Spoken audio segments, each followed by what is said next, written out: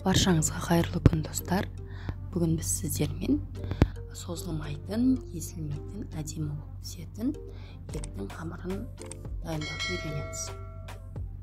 Мен бір табаққа арналған қамыр илеймін. Сол себепті бір ғана жұмыртқа қосамын.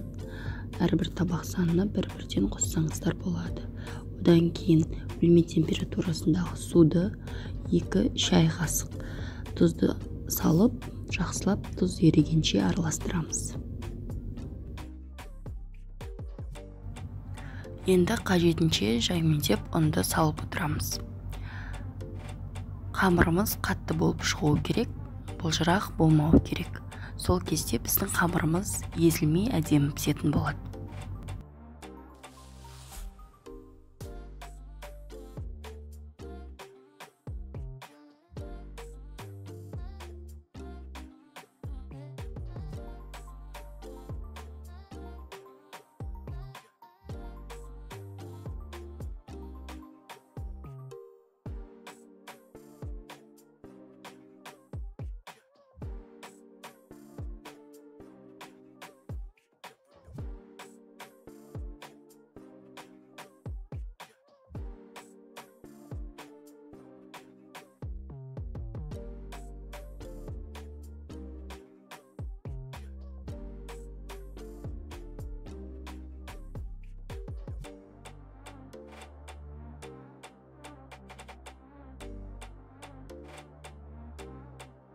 Бізде осындай қамыр пайда болған кезде тағы да 5 минут иін қандыру үшін илейміз.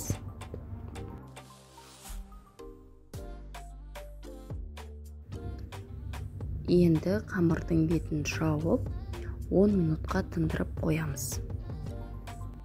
Бізде 10 минут өтті. Қамырымызды тағы да илеп, тағы да тындырып қоятын боламыз 10 минутқа.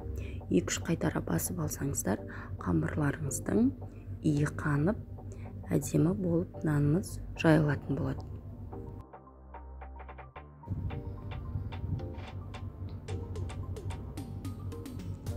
Мінеке тағы да 10 минут өтті. Қамырды екінші рет басуымыз, тағы да илеп, бетін жауып қоямыз.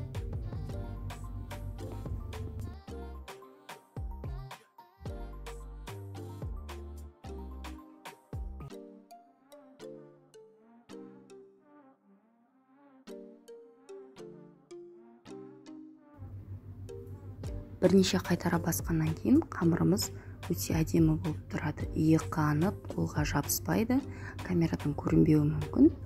Дәл осылай еттің қамырын илеп көріңіздер. Мінеке бірнеше күлшелерге бөліп, енді күлшелерді жаятын боламыз.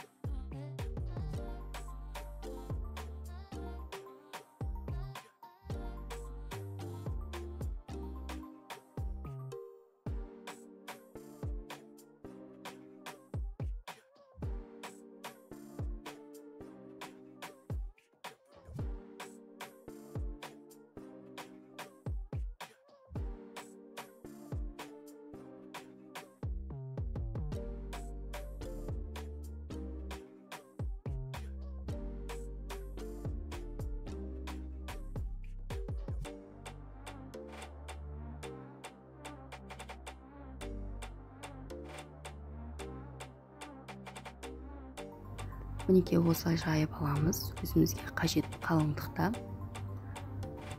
Енді ұн сеуіп, оқтауға ораймыз. Қамырды дәл осылай кесеміз.